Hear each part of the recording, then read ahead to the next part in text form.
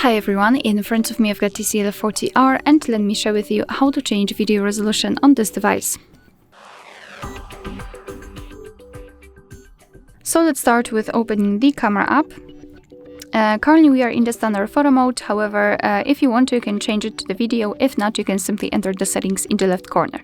I will change it to the video. Now we can unroll the upper bar and you can see that we did not have the resolution here. So eventually we have to open the settings in the left upper corner and here we've got the video quality. So let's stop.